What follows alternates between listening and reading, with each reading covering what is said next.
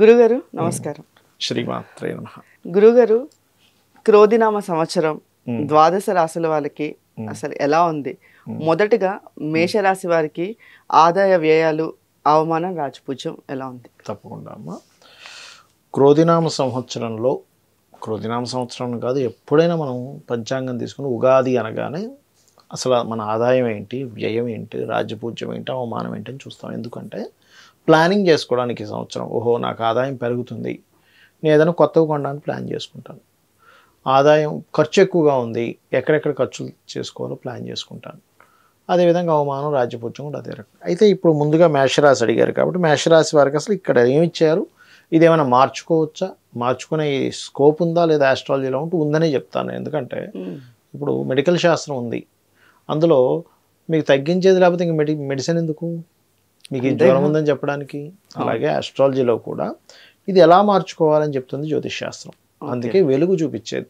కాబట్టి ఆదాయం వ్యయం, ఆదాయ వ్యయాలు చూసుకుంటే ఆదాయం 8, ఖర్చు 14 చూపిస్తుంది. అంటే ఒక 8 లక్షలు 8 కోట్లు ప్రతి నెల సంపాదిస్తే లేదా ఒక సంవత్సరానికి ఒకసారి సంపాదిస్తే 14 ఖర్చు చూపిస్తుంది. డబల్ దాదాపుగా 16 అయితే డబల్ దాదాపుగా చూపిస్తుంది. మరి దీన్ని మార్చుకోవచ్చా అంటే ఖచ్చితంగా మార్చుకోవచ్చు అని చెప్తాను నేను. ఎందుకంటే చెప్తాను చూడండి.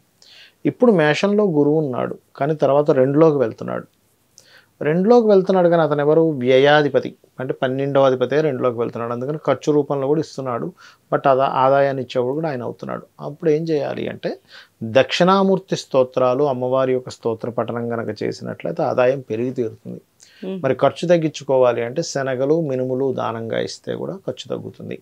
అదేవిధంగా గోవుకి అరటికాయలు తినిపించడము, అదేవిధంగా పసుపు, గంధము, కుంకుమ లాంటివి కూడా ఏదైనా దానంగా ఇవ్వడం ఆలయాల్లో, ఇవి చేసినట్లయితే ఖర్చు అనేటువంటి తగ్గుతుంది. సో ఈ రకమైన ప్రక్రియ ద్వారా తగ్గించుకోవచ్చు.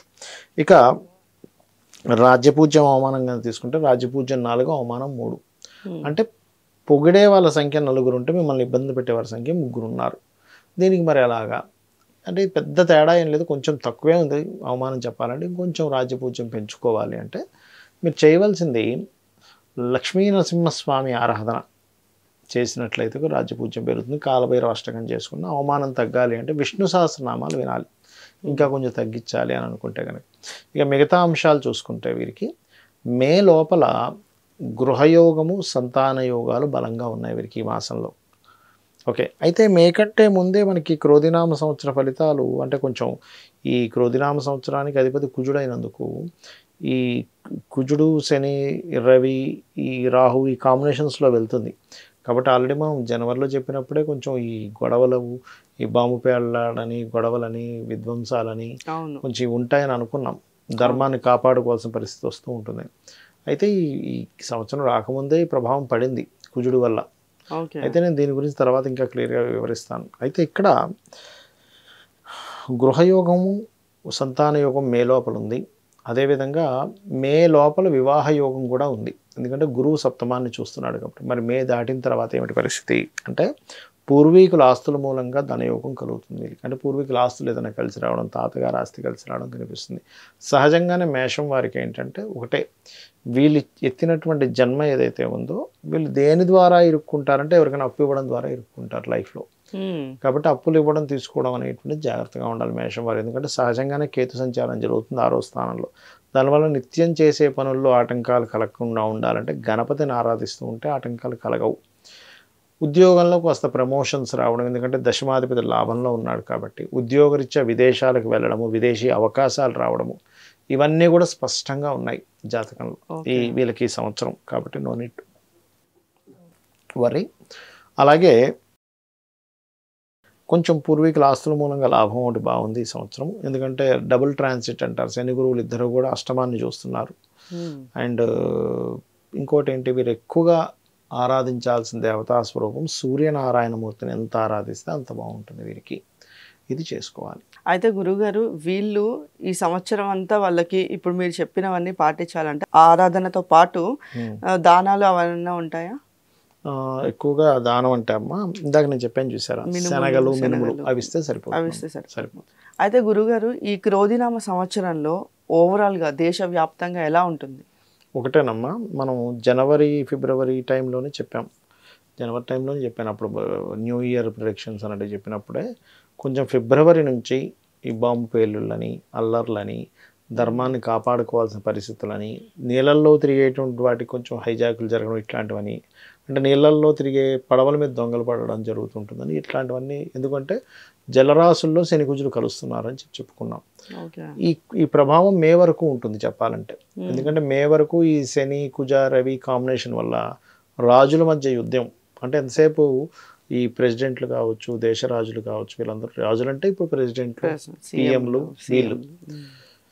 వీళ్ళకేంటంటే ఎంతసేపు యుద్ధం చేద్దామనే ఆకాంక్ష పెరుగుతుంది. ఎందుకంటే ఈ క్రోధినామ సంవత్సరానికి రాజు కుజుడు అయ్యాడు. కుజుడు యుద్ధానికి కారకుడు, కుజుడు గొడవకి కారకుడు, లీడర్షిప్ కారకుడు, అల్లర్లకు కారకుడు అవుతుంటాడు. ఏది కుజుడు పాడైతే బాగుంటే మళ్ళీ అది వేరే క్రీడాపరంగా రాణిస్తాడు.